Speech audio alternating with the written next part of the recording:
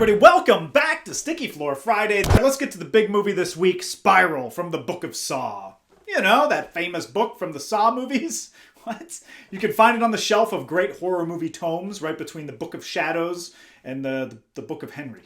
But to understand Spiral, we have to go back to 2001. Over in Australia, two film school students, Lee Wanell and James Wan, were trying to figure out how to break into the film industry. Inspired by Blair Witch and Aronofsky's Pi, they decided the best thing to do would be to come up with a horror story mostly contained to one room, something cheap to execute, and it's one of those ideas so good, it makes me angry I didn't come up with it first. And that idea is, a terminal cancer patient's dying wish is to invent escape rooms. Now, in order to attract investors, they shot a low-budget short film as proof of concept, and 2 years later, Evolution Entertainment gave them about $1.2 million to make it. Not a lot of money, but enough to make this mostly one-room movie. They shot it in 18 days. They didn't even have enough time to shoot more than one or two takes. Most of it feels like rehearsal footage. Danny Glover came in, he shot his entire role in 2 days. And while they were editing, they found out, oh my God, we're missing all these shots because we just blew through the production. And they basically doctored footage to look like security cameras to patch up all the holes. And it shows. The first Saw is rough. The acting can be described best as first time saying words out loud. Where did you get this? Allie! I'm a liar? Hello? God damn you! But it's weirdly not to its detriment. There's a scrappy energy at work here, and the low quality feel adds a layer of danger. Like, oh shit, this movie was made for very little money, very low stakes. These guys might commit some crazy shit to film that could potentially scar you for life. And it gives it so much character, it's, I don't know, dare I say, like, endearing. Which of course sounds weird for a movie where a guy saws off his own foot, but I love movies like this. DIY filmmaking held together by a fantastic premise, ingenuity, and an aggressive green filter. The film was so shoddy though, it was headed for a direct-to-video release until it played at Sundance, and the audience lost their minds for it. They went nuts, and Lionsgate was like, oh really? And you say, how much is this movie? Yeah, we'll take it. And the first Saw was released in 2004, and it was a huge hit. One of the most profitable horror films of all time. It made James Wan and Lee Wanell's careers and led to two other excellent horror franchises, Insidious and The Conjuring. Saw was also part of the torture porn conversation. A lot of people always mention Saw as being the leader of those types of movies, but it doesn't really apply to the first film. I mean, obviously there's some graphic stuff in there, but it's actually fairly tame in comparison to the other movies at the time and its own sequels. And speaking of sequels, yes, of course, there are sequels. So every year, from 2003 to 2010, we got a new Saw.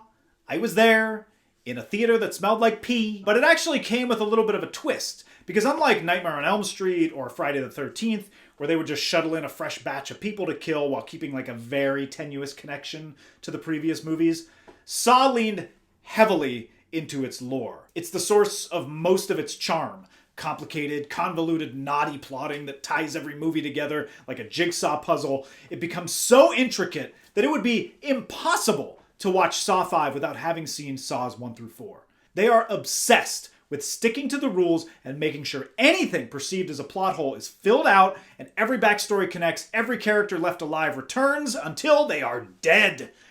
And that obsession also means if someone dies, they stay dead, even if it's the main villain that they kill off entirely too early. They just get really creative with it. Switchbacks, overlapping timelines, flashbacks, origin stories, sneaky prequels. It's all there to make sure they never break the rules of their own game. Almost like the Saw franchise is its own jigsaw trap. Only the most hardcore of Saw fans can survive all 8 movies. It's so absurdly unnecessary that I find it hilarious. It makes me giddy to think about how much effort they put into all of these movies making sense. It's actually the most admirable quality of the franchise. And I'm sure for a lot of people, it is the opposite. And they're like, I cannot care less about this. Just give me the traps. But I love it. Now, if I tried to recap that entire franchise, it's so convoluted it would leave us all scarred forever. However, full disclosure, I have spent the last 48 hours watching all 8 Saw movies. I didn't plan on it. It just kind of happened. I was like, oh, well, I'll watch the first one to refresh. And I couldn't stop. I just couldn't. So rather than let all that research go to waste, I will now attempt to recap the entire Saw franchise. But I'll put my own little twist on it. I'm going to keep it to 2 sentences per movie, and hold me to that. So for each movie, I'm going to give it a star rating out of 5. But just know that this is a Saw star rating. So like 5 stars for a Saw movie is still 2 stars in the real world. And 1 star is like, negative.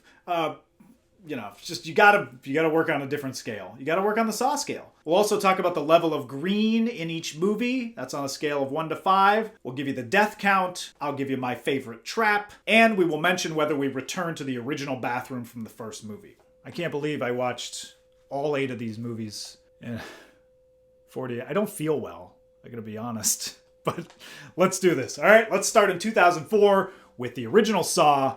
2 strangers wake up in a bathroom chained to pipes with a dead body in the middle of the room. It turns out one of them, played by Carrie Elways, was a bad doctor who was kind of mean to a cancer patient, ends up being the villain Jigsaw, which leads to the cancer patient kidnapping the doctor and a sleazy photographer, forcing them to play a game of life or death and teach them a lesson. 5 stars. I know that was long, but I assure you those were all commas. Green tint level, 2. Best trap, reverse bear trap. Death count, 6. Original bathroom, of course.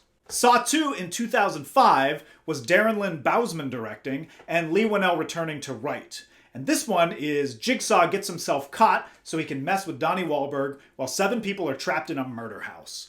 We all discover Jigsaw has a new protege who is reverse bear trap girl from the previous Saw, and this is the best Saw. 5 Saw stars. Green tint level, 4. Heavy on the green. Best trap, the needle pit. It's iconic. Death count, 9. Return to the original bathroom. Oh yeah. Next up is Saw 3 in 2006. Bousman and Winnell return. Jigsaw is really super dying of cancer this time, and it turns out he's also very bad at picking proteges. His protege doesn't share his moral compass and breaks the rules, making the traps unbeatable. Also, Jigsaw dies. 4 stars. Green tint level, 6. Heavy, heavy, heavy tint. Best trap, pig guts bathtub. Death count, 9. Return to original bathroom. Oh yeah. We go to that bathroom a lot. Okay, Saw 4 in 2007. Bousman directs, but Winnell dips out. Saw 4 is about... Hang on, wait a second. Jigsaw dies in the 3rd one? And there are 6 more of these movies? that is ballsy. Were they just trying to kill the movie off? I don't understand. But it was making too much money. They couldn't stop. Good God, I love this franchise. And this is the part where they start overlapping storylines, and it's revealed that this one occurs at the same time as Saw 3. So none of that counts for my 2 sentences. All right, here we go.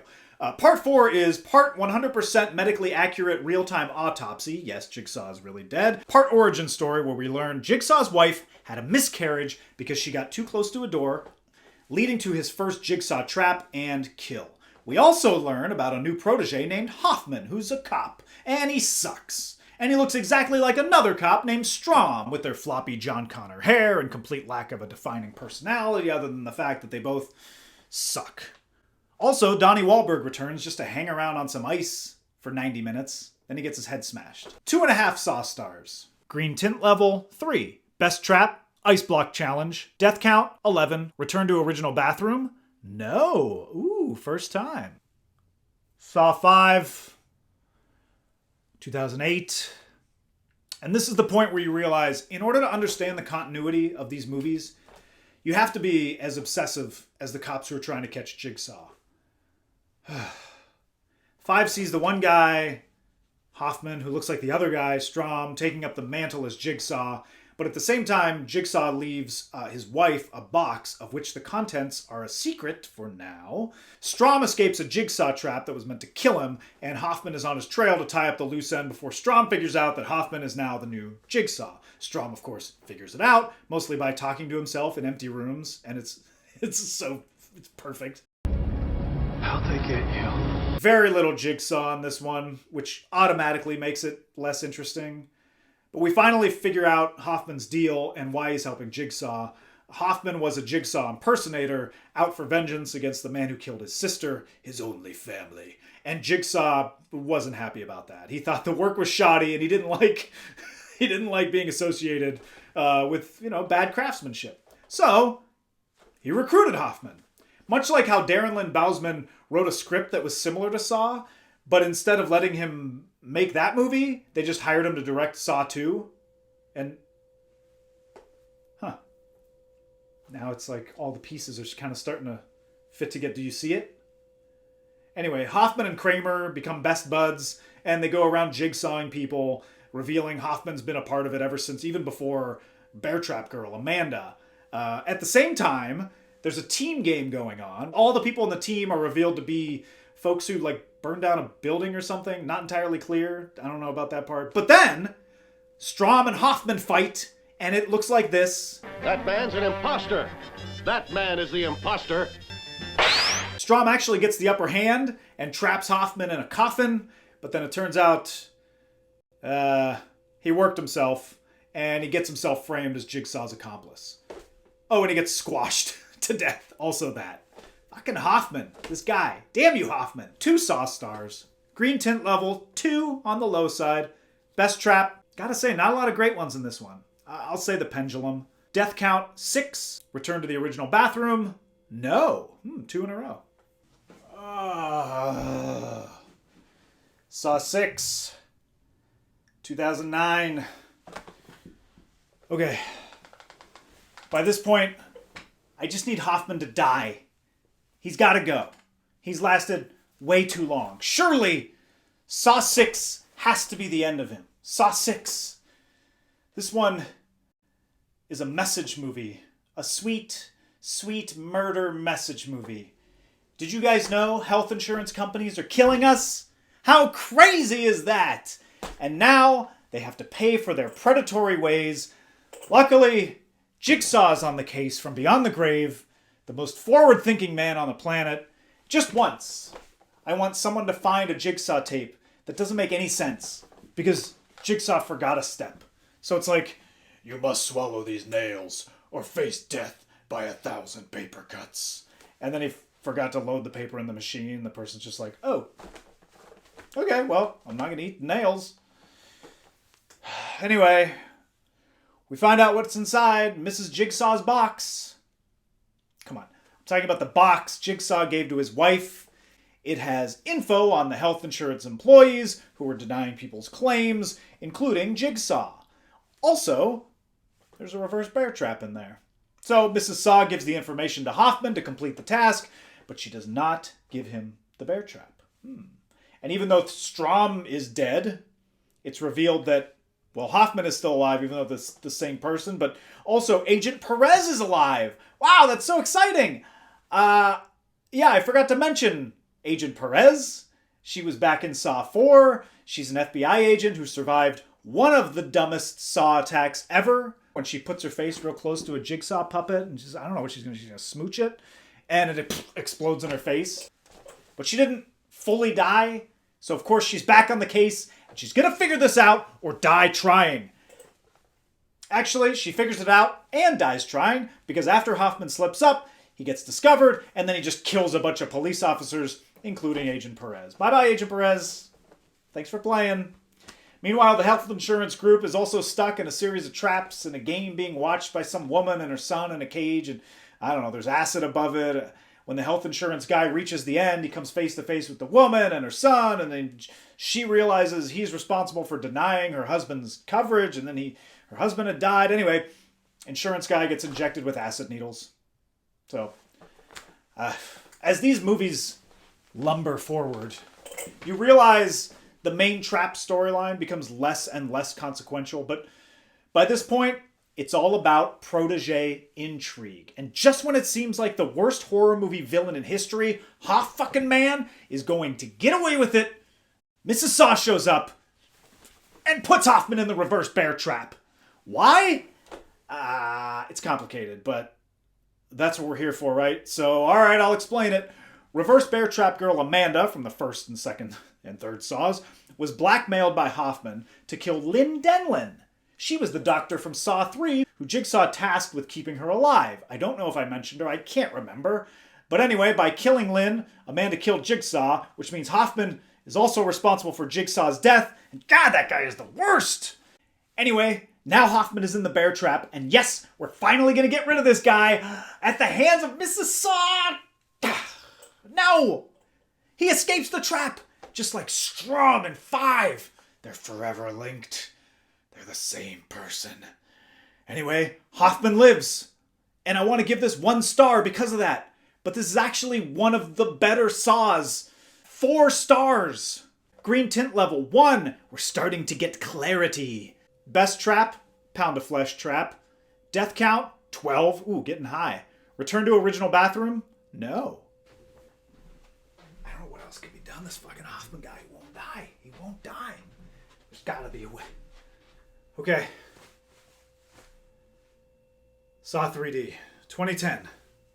Now, it's all coming together. This is the piece de resistance. Even the title has a clue in it. 3D. Because Jigsaw's playing 3D chess. Are you starting to get it now? Now this one has a team game, and it's got a bunch of racists in it. Yeah, I don't know. This one's got racists. Sure, they're all in a game, along with a self-help guru. But like I said in 6, who cares about those schmucks? It's all about Hoffman. We've got to see this Hoffman bullshit through to the end. 7 sets up an epic Mrs. Saw versus Hoffman confrontation. Mrs. Saw incriminates Hoffman and stays under police custody because she knows he's still out there. But of course, he finds a way to sneak into the police station and kills his way to Mrs. Saw. But come on, it's Mrs. Saw.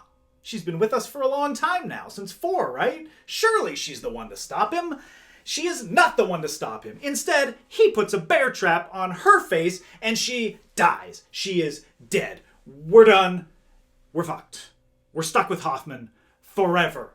Forever with the worst living villain in horror movie history. Like, there's no hope. Everyone is dead. Zepp and Amanda and Art Blank and Rig and Strom and Mrs. Saw and Jigsaw and Perez, all these people. There's nobody left. Except, haven't you always wondered how Jigsaw set up all those intricate medical experiments? He's no doctor. But you know who is a doctor? Dr. Gordon, Carrie Elwes from the original Saw, and guess what? He is back in this one to save us all! Yes! After escaping the bathroom do you think anybody actually gets this excited about, like, oh my god, Dr. Gordon? Anyway, I can tell you that I was pretty excited after seeing all of these Saws in a row. I was like, oh, cool. One guy who's still alive. Anyway, after escaping the bathroom in Saw 1, Gordon became a silent protege, waiting quietly for the perfect moment, or until his lawsuit was settled, whatever came first.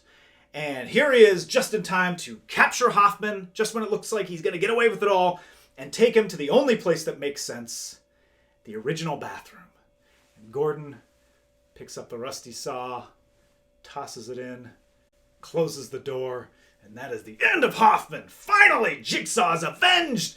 Am I supposed to feel happy that it's like, yeah, vengeance for the murderer, for the other murderers.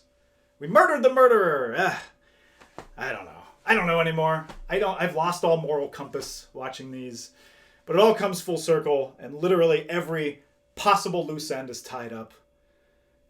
We did it. We did it. Game over. Game over. Game over. Oh, and there's also Jigsaw from 2017. 0 stars! Whew. Okay. And all of that brings us, finally, to Spiral from the Book of Saw. It's from the writers of Jigsaw, the 2017 movie, which isn't promising. But it brings back Darren Lynn Bousman, who directed Saws 2 through 4, which is promising. It's not a reboot, which is why I recapped the other movies, but it's also not a direct sequel, which is why I now wish I didn't recap the other movies. It almost sounds like a sequel adjacent, hence the Book of Saw subtitle nonsense. Honestly, after watching 14 and a half hours of Saw in 48 hours, I get it. The lore has become too unwieldy to pick it back up. Jigsaw tried to do that in 2017 and totally failed. Better to just start fresh, let all that information just sit in my mind, wasting space, and build up an entirely new timeline. Here's what I like. Saw movies. So, I'm already in. But I also like that Chris Rock is a fan. This movie got made only because he went to Lionsgate and was like, hey, I like Saw movies. Can I make one of those? And they were like, sure, Chris Rock, here's a bunch of money. And suddenly we have our first Saw movie built around star power. No more bland, identical, vanilla white guys. Interesting. That also means this is the biggest budget for a Saw movie ever. $20 million, aka 16.6 original Saws. The trailers have nods to the original franchise, but lean heavier into the police procedural tracking down a killer. So far the reviews are, they're the reviews. But some of the targeted marketing has been a little odd. I first noticed it with this tweet, where they take a veiled swipe at Army of the Dead. And I only made that connection because I know both movies are coming out this weekend.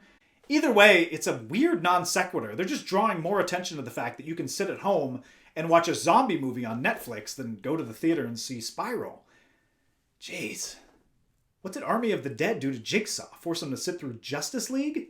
I have been poring over the marketing for this movie. I've seen all the trailers and the TV spots. And one piece of marketing had a very specific line that just struck me as so odd. Play me. Hello, Detective Banks. Do you know where your officers are? This is some New Jack City. Okay, a couple things. First of all, this is some New Jack City? Not a complete sentence. New Jack City is not the noun in that sentence. It's the adjective. So you need something after that. Unless he's holding a copy of New Jack City and he's saying, this is some New Jack City. Or he's at the drive-in. This is some New Jack City. But he is not. So let's assume there's a shit at the end of that sentence, that they just had to cut it out for the trailers, and he says, this is some New Jack City shit. That actually begs an even bigger question, because this character, played by Chris Rock, is referencing the 1991 movie New Jack City. New Jack City, a movie that co-stars Chris Rock. So, if New Jack City exists in the Saw universe, Chris Rock also exists in the Saw universe. And when the Chris Rock character watches New Jack City, because he did watch it, because he's referencing it, does he look at it and go like, what the fuck am I doing on this movie? And if Chris Rock the actor exists in the Saw world, that means Spiral from the Book of Saw exists in the movie Spiral from the Book of Saw. Wait, is anybody else seeing green?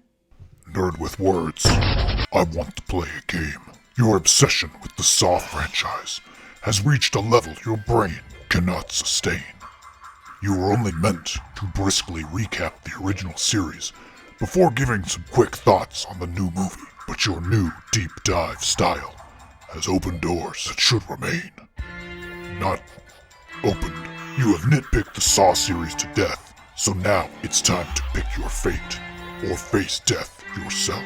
I have implanted a dangerous idea in your mind. Does Chris Rock exist in the Saw universe? If you think too hard about it, you will meet your demise. However, if you leave the Saw franchise alone, you will learn a valuable lesson, known as just let people enjoy things, live or die. Make your choice. Oh. Okay. Then I choose to live. I'm kind of burned out on Saw anyway. Okay. Have a good rest of the show. Thanks, Jigsaw. Big fan. Look, I don't view the Saw series as some sacred text, some book of Saw that can't be rebooted. It's a simple premise that was pretzel logic to death, requiring prior knowledge of every film to understand. Only the hardest of hardcore are signing up for that. I'm fine with a sequel and a new direction. New Jack City? New Jack City? Honestly, this New Jack City thing, it doesn't make any sense. I mean, it takes you out of the whole thing, but there's got to be a reason for it. Maybe Chris Rock is trapped inside his own Jigsaw trap, and